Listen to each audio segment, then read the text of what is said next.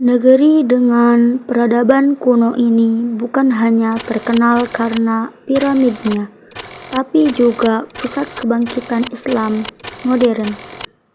Dari sinilah lahir tokoh-tokoh besar yang menginspirasi dunia Muslim. Assalamualaikum warahmatullahi wabarakatuh. Di video kali ini saya akan membahas kebangkitan dan perubahan Islam di Mesir pada abad modern. Yuk kita lihat gimana Mesir bisa jadi pelopor pembaruan di dunia Muslim. Mesir adalah salah satu negara tertua di dunia, terletak di bagian timur laut benua Afrika dengan sungai Nil yang mengalir membelahnya. Sejak ribuan tahun lalu, Mesir dikenal sebagai pusat peradaban dan ilmu pengetahuan dalam sejarah Islam. Mesir juga menjadi pusat pendidikan dan kebangkitan intelektual, terutama dengan berdirinya Universitas Al-Azhar. Pada abad ke-19, Mesir berada pada masa transisi setelah penekanan dari kolonialisme dan pengaruh Barat.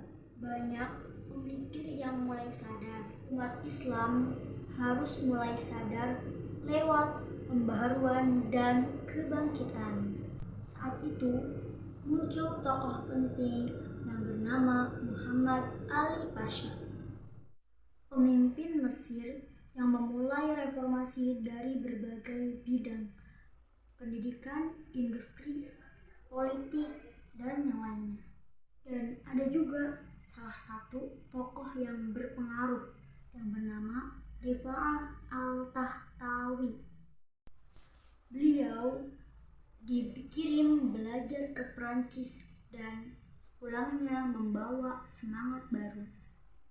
Sepulangnya beliau ke tanah kelahiran, beliau membawa semangat baru yang mana Islam dan ilmu pengetahuan tidak bertentangan. Rifa'ah mendorong betapa pentingnya pendidikan, kebebasan berpikir, dan keterbukaan kepada teknologi. Setelah itu muncul Jamaluddin Al-Afghani, tokoh pan-Islamisme yang menyuruh agar umat Islam bersatu untuk melawan penjajah dan kemunduran. Beliau banyak menginspirasi pemikir dunia Muslim untuk berani berpikir kritis dan berani untuk memperbaiki diri. Nah, muridnya yang paling terkenal adalah Muhammad Abduh. Muhammad Abduh menjadi pelopor reformasi pendidikan di Universitas Al-Azhar. Muhammad Abduh ingin menjadikan Islam sebagai agama yang rasional, terbuka, dan sesuai perkembangan zaman. Pembaharuan di Mesir sangat membawa pengaruh besar di dunia Muslim. Banyak negara Islam yang mulai membangun pendidikan Muslim, menerjemahkan buku-buku ilmu pengetahuan, dan mendirikan sekolah lembaga pendidikan dengan memadukan agama dan sains. Pembaharuan ini juga menumbuhkan semangat berpikir kritis bagi ulama dan mahasiswa. Intinya, Mesir menjadi pandangan kita bahwa Islam bisa maju tanpa kehilangan jati dirinya.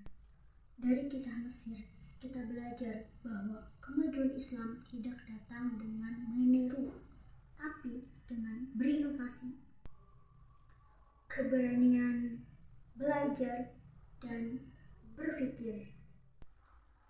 Seperti kata kata Muhammad Abduh, Islam itu sempurna, tapi umatnya yang harus terus memperbaiki diri. Jadi, yuk mulai dari diri kita sendiri.